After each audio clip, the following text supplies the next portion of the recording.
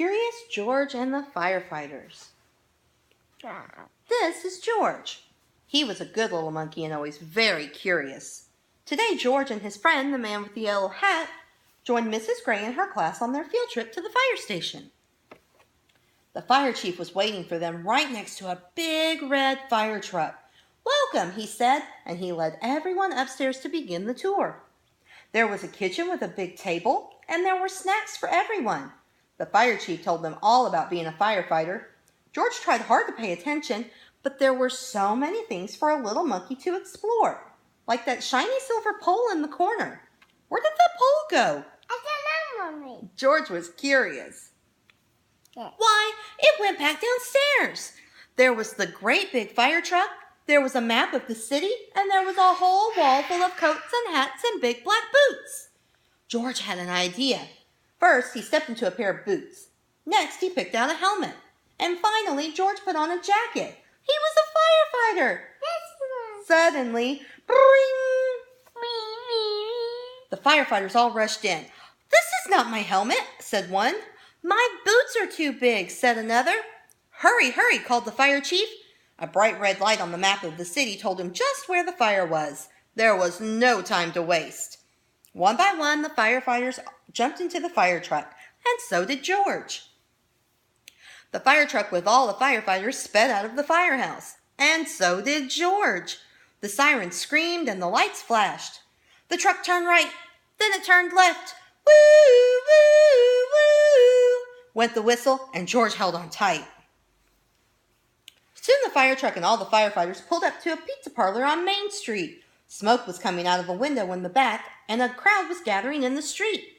"Thank goodness you're here," cried the cook. The firefighters rushed off the truck and started unwinding their hoses. They knew just what to do, and George was ready to help. He climbed up the hose reel, but one of the firefighters saw George trying to help, and he took George by the arm and led him out of the way.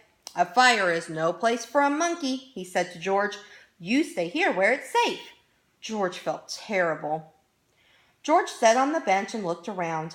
Next to him on the ground was a bucket full of balls. George reached in and took one out.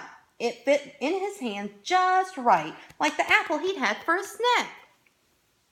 A little girl was watching George. He tried to give her the ball, but she was too frightened. George took another ball, and another. "Look," a boy said, "that monkey is juggling." The boy took a ball from the cage and tossed it to George, but it went too high. George climbed up onto the fire truck to get it. Now George had 4 balls to juggle. He threw the balls higher and higher. He juggled with his hands. He juggled with his feet. He could do all kinds of tricks. Tricks, Mommy? What do you mean field? The boy threw another ball to George. George threw a ball back to the boy. The little girl reached down and picked up a ball too. Soon all the children were throwing and catching back and forth. The fire chief came to tell everyone that the fire was out. Just then, the little girl laughed and said, "Look, Mommy, a fire monkey." "Hey," called the fire chief, "what are you doing up there?"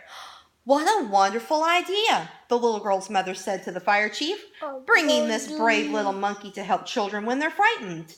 "Oh," the fire chief said, "well, thank you." Before long, the fire truck was back at the firehouse where a familiar voice called, "George!" It was the man with the yellow hat. "This little monkey has had quite an adventure," said one of the firefighters. "Is everyone all right?" asked Mrs. Gray. "Yes, it was just a small fire," said the fire chief, "and George was a big help." Now the field trip was coming to an end, but there was one more treat in store. All the children got to take a ride around the neighborhood on the shiny red fire truck, and they all got their very own fire helmet, even George, and it was just the right size for a brave little monkey. The end. Books with Booger.